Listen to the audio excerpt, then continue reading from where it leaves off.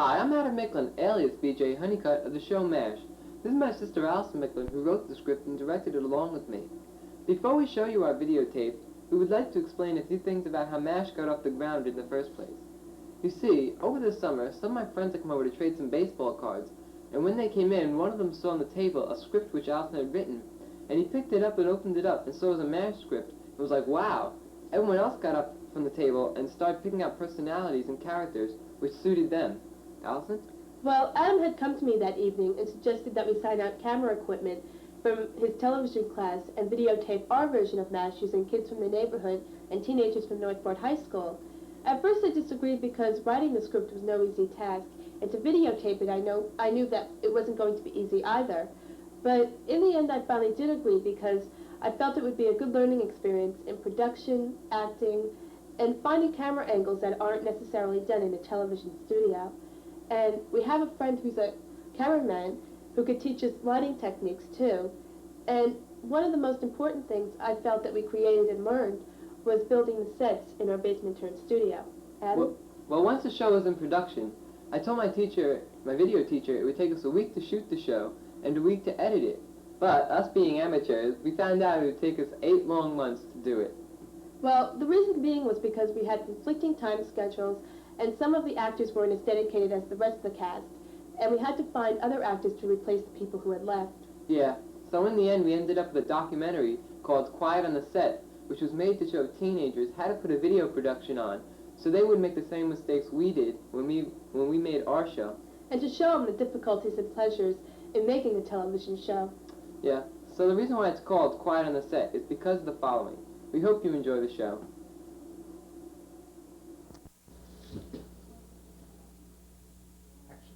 I can't. Mom! Mom! You're talking! Okay, go ahead.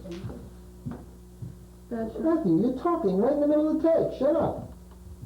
And quiet, everybody. The green line to you is, I thought this was a meeting of gamblers and... Shut up, hey! I wish you would... Stand by. Stand by! Quiet. Quiet. Excited. Shut up. Quiet upstairs! That's the problem. It's not upstairs. It's downstairs, the problem here. Hello, I'm trying to get in touch with Lieutenant Colonel Dukes. You hear me not talking to the Lieutenant Colonel Dukes? Famous. Please!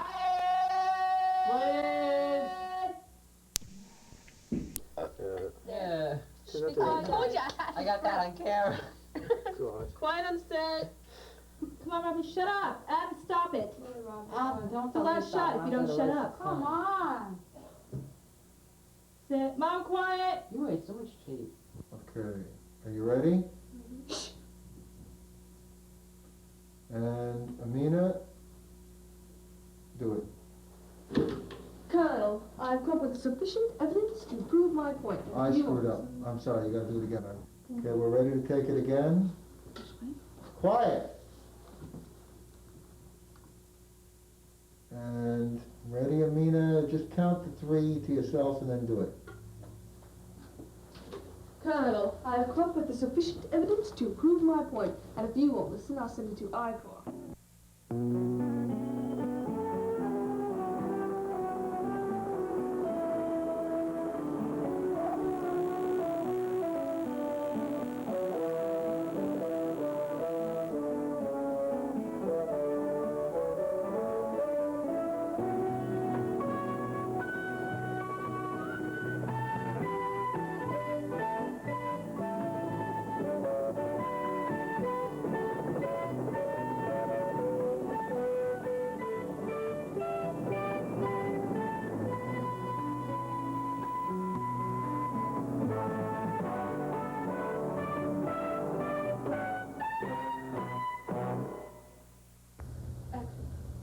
I hate this place. I've always hated vacations when I was a kid. Well, not the vacation itself, but coming home. I hated unpacking so much. I used to leave my clothes in the suitcase for weeks, and then I'd wear the same outfit for days. Knickers and a salad blouse. No wonder you were lonely when you were a kid. When my mother found it hidden underneath my bed, she'd open it up and find mildew and fungus growing between the creases of my clothes. That's why I never got an allowance. I was always spending it on disinfectants. Do you realize we moved twice in 1 week and are still being threatened by enemy fire. So what else is new? Don't worry, blisters. And the whole time I thought my boots had cushion insoles.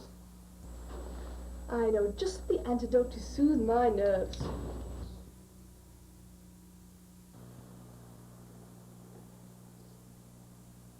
I didn't expect to get the part of Charles Winchester. I just happened to be over at Allison's house on one of the days when they had one of the script readings. And because the part of Charles Winchester wasn't already filled, just to make the whole rehearsal go smoother, I volunteered to do his part. But as I was doing it, I didn't really expect to get it because since I'm a girl and Charles Winchester is a man, so it would be hard. But because I watch a lot of late-night British television, I kind of had an accent in a way, like, it'd be easy for me to just try to portray him. And because I also watched it a couple times, I wasn't such an avid fan of it, but I heard it playing when I walked by or something, walked by the television. So it was the only problem was, looking the part. So I had to wear this mask, which wasn't really that much of fun, because it was very, very hot, especially when the lights hit the plastic and it got sweaty and it was very uncomfortable. And also I had to try to make myself look very fat, have a bulge and everything. So I had to put this wool sweater around me and other padding, and it had to look the same each time, so it didn't look like he lost weight or he gained weight or anything. It had to be very uniform. So that was always hard, trying to fit it in and everything. And also, another thing with the mask is like trying to get all my hair in it with all bobby pins, and they always came out. And anytime I moved around a little bit, some hair would come out, or I always have to be on guard for it, so it would look funny.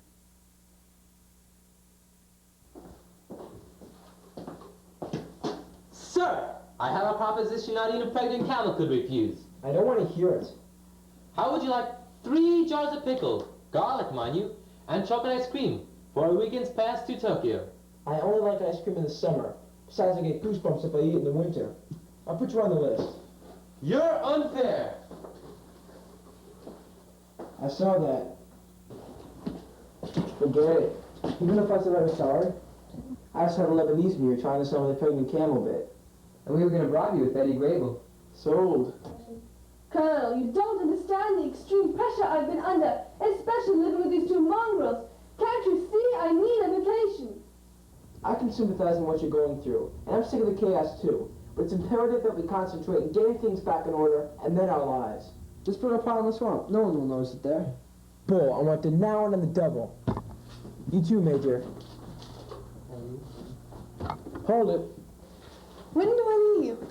Whoa there, Major. I may be old, but I don't forget what I said just a second ago. I'll tell you what. When Margaret comes back from Tokyo, Winchester can go. Why not the 3 of us? Now there's a vacation in for you. The last thing I want to do is hire a babysitter.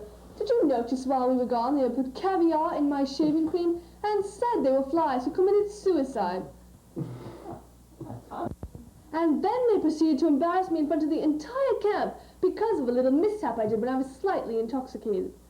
Little mishap? Charles, you were plastered and missing from the campsite for 2 days, and there's Jacobs, whose cheeks were as red as the wine. And how divine that wine must have been. I can see it now. Okay, you two. I'm as busy as a tick in a tar bucket. And there's bandages, plasma, and other goodies waiting to be unloaded from the truck. So move.